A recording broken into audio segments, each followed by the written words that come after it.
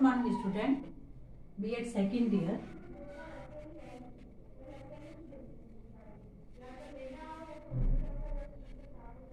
Second paper अधिगम और आकलन।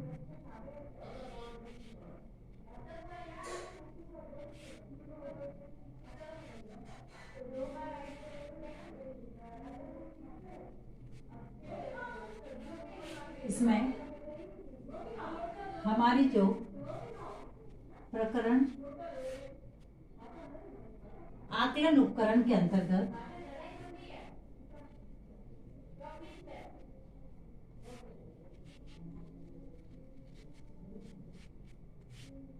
इसमें आज का हमारा टॉपिक है, आज का उपकरण है परीक्षण।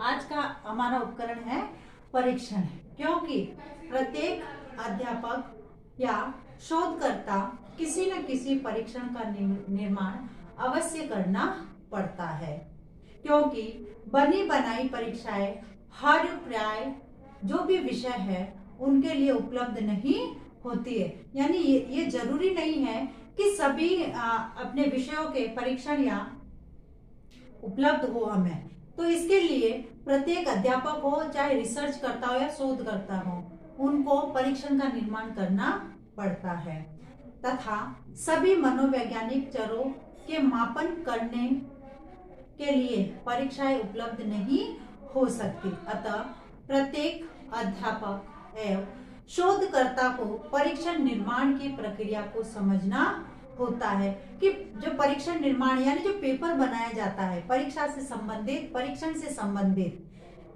उसके निर्माण की क्या प्रक्रिया है उसको समझना आवश्यक होता है सभी के लिए। परीक्षण निर्माण के आधार पर ही परीक्षण के दो भाग होते हैं, यानी एक तो अप्रमापीकृत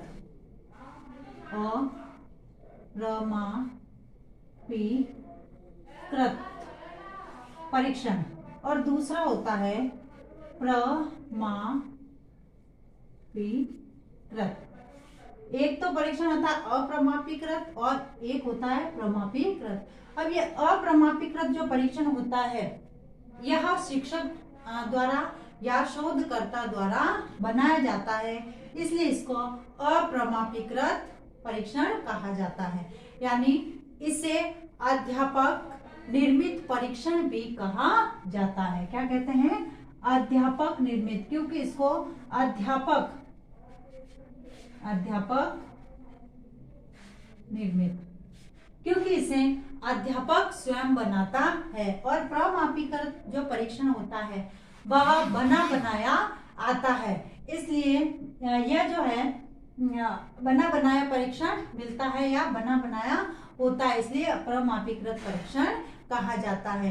ये परीक्षण व्यक्ति की विभिन्न प्रकार की योग्यताओं, उनकी क्षमताओं, रुचियों, गुणों एवं उपलब्धि का पता लगाते हैं। यानी ये जो परीक्षण होते हैं यह बालक की या व्यक्ति की उनकी योग्यता, उनकी क्षमता, उनकी रुचियां, उनके गुण है और उनकी उपलब्धि का पता लगाते हैं। अतः एक परीक्षण को उत्तम गुण युक्त होना चाहिए, यानी उसमें उत्तम प्रकार के गुण होने चाहिए। किसी भी वस्तु को अच्छा या बुरा उसकी मान्य कसौटियों के आधार पर कहा जा सकता है। यानी किसी भी वस्तु की हमें पता कब चलेगा? जब हम उसको कसौटी के आधार पर परखेंगे, तभी वो हमारा परीक्षण जो है मान्य बताया जाएगा। इस संदर्भ में डॉक्टर महेश भार्गव डॉक्टर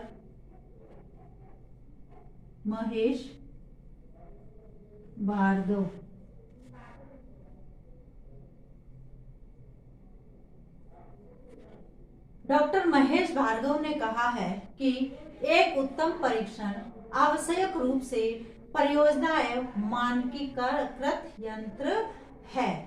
आवश्यक रूप से परियोजना एवं मानकीकृत, मानव द्वारा जो बनाया गया है या अध्यापक जिसको निर्मित करता है, जो मानव व्यवहार का वस्तुनिष्ठता एवं व्यापकता के साथ निरीक्षण करता है। किसी भी परीक्षण को उत्तम परीक्षण कहे जाने के लिए उसमें कुछ विशेषताएं होती है, कुछ कसौटियां होती है और जो कि उसके लिए अनिवार्य भी है और आवश्यक भी है। इन्हें दो भागों में बांटा जा सकता है। परीक्षण की कसौटियों को दो भागों में बांटा जा सकता है। एक तो तकनीकी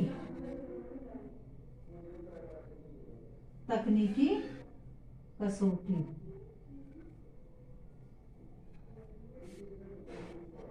और व्यावहारिक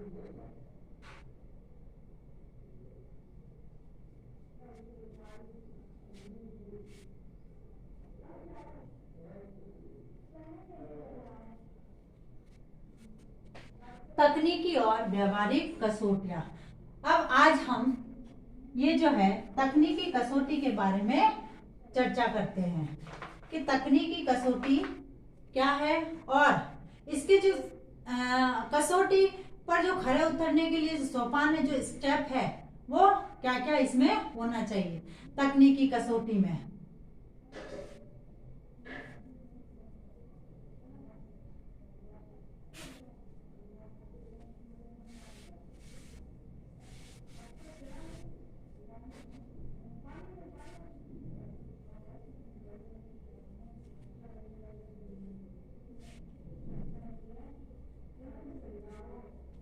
इसके अंतर्गत क्या क्या होना चाहिए?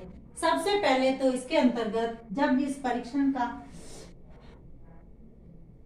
जब परीक्षण का निर्माण किया जाता है, इनमें ये जो कसौटियां, तकनीकी कसौटियां और व्यवहारिक कसौटियां, इनमें कौन कौन से होने चाहिए?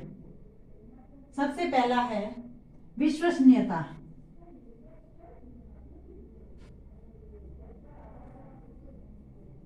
सबसे पहला तकनीकी कसौटी के अंतर्गत विश्वसनीयता होनी चाहिए इस प्रकार के परीक्षण निर्माण में। यानी एक परीक्षण विश्वसनीय होना चाहिए जिस पर विश्वास किया जा सके। विश्वसनीय यानी विश्वास करने योग्य जो परीक्षण होता हो उसे विश्वसनीय कहते हैं। इससे तात्पर्य ऐसी परीक्षा हो जिसमें बार बार प्रशासित करने पर भी समान निष्कर्ष निकले, तभी यह, यानी बार बार हम उस परीक्षण का या इसका निर्माण करेंगे तो बार बार वही हमें निष्कर्ष निकलेंगे।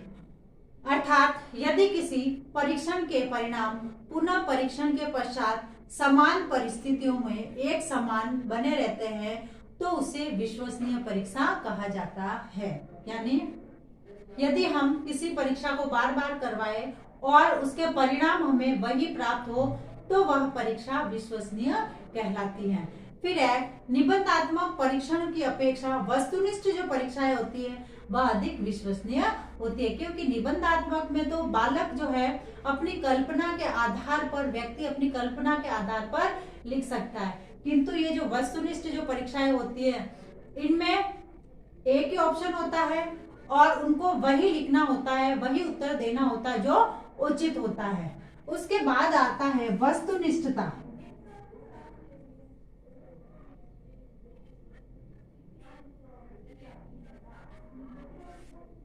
दूसरा जो है इसमें वस्तुनिष्ठता होनी चाहिए, यानी एक उत्तम प्रकार की परीक्षा वस्तुनिष्ठ होनी चाहिए। इसमें अंकन में व्यक्तिगत प्रभाव नहीं होने चाहिए, यानी जब अंक दिए जाए तो उस पर व्यक्तिगत प्रभाव नहीं होना चाहिए।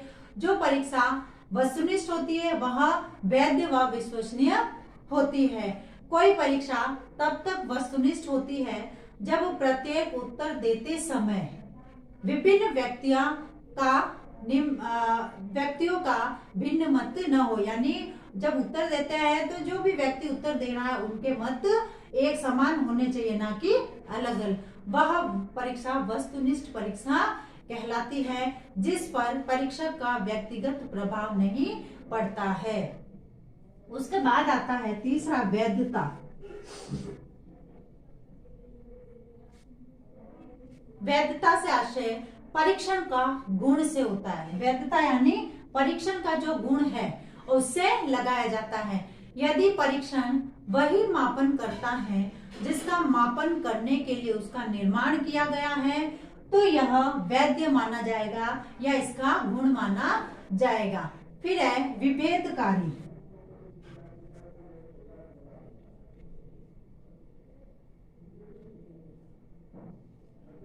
विभेदकारी ये जो होता है, जो उच्च योग्यता है निम्न योग्यता वाले भी इसे बता सकते हैं और कर सकते हैं। उसके बाद है मानक।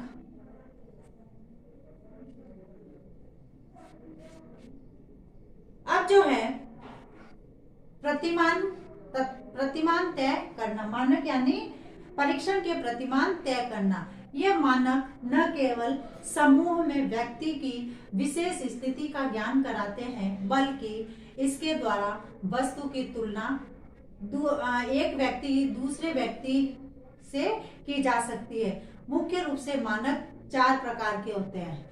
आयु मानक, आयु के अनुसार मानक कितने प्रकार के होते हैं? 4। आयु मानक यानी आयु के अनुसार। फिर है दूसरा है श्रेणी मानक।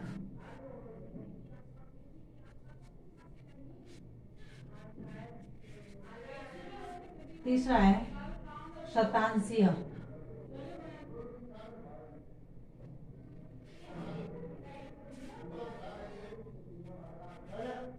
शतांशीय मानक। और चौथा है प्रमाणिक मानक।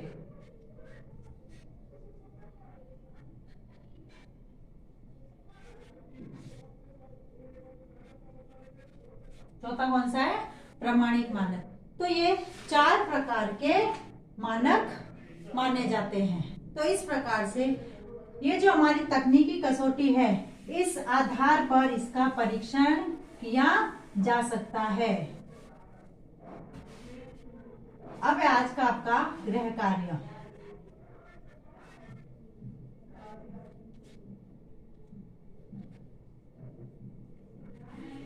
तकनीकी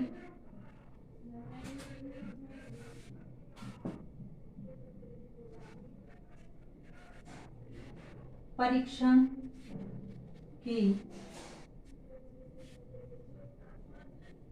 तकनीकी कसौटी को समझाइए।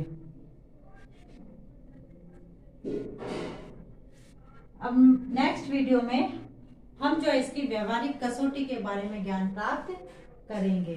अब है आज का जैसे हम सभी जानते हैं कि कोरोना जैसी महामारी भयंकर रूप से फैल रही है तथा इससे बचाव हेतु हमें कुछ उपाय करने हैं। हाथों को सैनिटाइज करना, मुंह पर मास्क लगाना, सोशल डिस्टेंस का ध्यान रखना तथा अनावश्यक रूप से घर से बाहर नहीं निकलना।